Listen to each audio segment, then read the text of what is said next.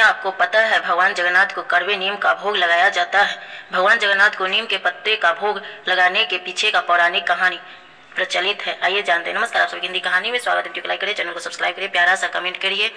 जगन्नाथपुरी में महाप्रभु जगन्नाथ को नीम के पत्ते का भोग लगाया जाता है। भगवान जगन्नाथ भक्तों के दुखों को दूर करने वाले हैं, जो उनके भक्तों के प्रति असीम करुणा और प्रेम को दर्शाती है।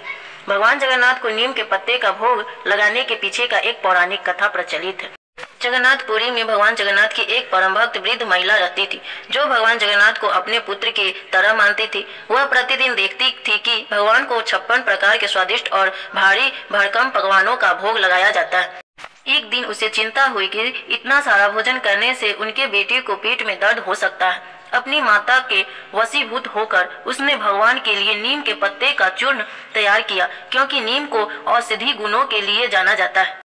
नीम का चूर्ण लेकर जब वह वृद्ध महिला मंदिर पहुंची तो द्वार पर खड़े सैनिकों ने उसे अंदर जाने से रोक दिया और उसके हाथों से नीम का चूर्ण लेकर फेंक दिया, जिससे वह वृद्ध महिला बहुत दुखी हुई और अपने घर लौट आई। उस रात भगवान जगन्नाथ ने पुरी के राजा को स्वप्न में दर्शन दिया और उन्हें पूरी घटना बताई। भगवान ने राजा से कहा कि उन्होंने मेरी सच्ची भक्त का अपमान किया है और वह अनुचित है। उन्होंने राजा को आदेश दिया कि वह खुद उसे महिला के घर जाकर उससे क्षमा मांगे और उसे नीम के चूर्ण को फिर से बनाकर उन्हें अर्पित करे। अगले दिन राजा ने भगवान की आज्ञा का पालन किया और स्वयं वृद्ध महिला के घर गए, उनसे क्षमा मांगे और प्रार्थना की, माता आप दोबारा से नीम का चूर्ण बनाने की कृपा करें। उस माँ ने बड़े ही प्रेम से वह नीम का चूर्ण तैयार किया और राजा ने उसे भगवान जगन्नाथ को भोजन के रूप में अर्पित किया। भगवान ने उस भोग को सहर्ष स्वीकार किया। उसी समय से भगवान जगन्नाथ को 56 भोग के बाद नीम के चूर्ण का भोग लगाने की यह परंपरा चली आ रही है। यह कथा भगवान की भक्तों के प्रति उनके प्रेम, उनकी सादगी और नीम के औषधि महत्व को भी दर्शाती है।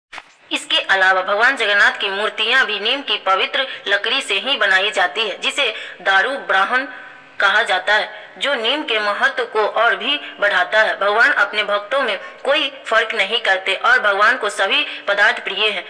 कोई भी भक्त श्रद्धा एवं विश्वास से भावपूर्वक किसी पदार्थ से भगवान को भोग लगाते हैं तो भगवान उसको हर्ष स्वीकार करते हैं।